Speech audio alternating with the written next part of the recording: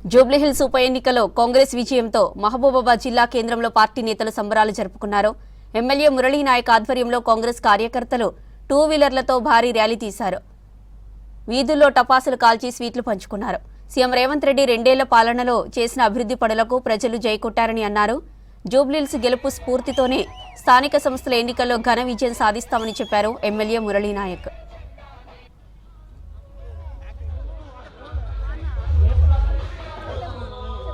BRS పార్టీకి చెంపపెట్టు ఏదో మిడిమిడి జ్ఞానంతో బీఆర్ఎస్ నాయకులు గత చేసినటువంటి నాటకాలన్నీ బూటకాలే. అందుకే ప్రజలు మంచి తీర్పు ఇచ్చేసి ఈసారి మన కాంగ్రెస్ పార్టీని విజయ పథకంలో ఎక్కించారు.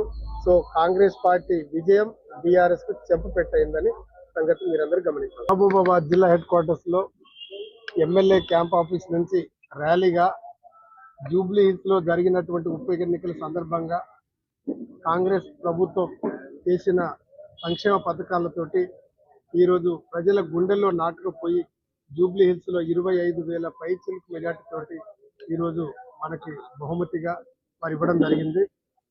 ఇప్పటి వరకు ప్రజలు ఎంతసేపు సంక్షేమ పథకాలు అభివృద్ధి చేస్తున్నారు కానీ ప్రజల్లోకి వెళ్ళట్లేదు అనే నానుడు ఉండేది.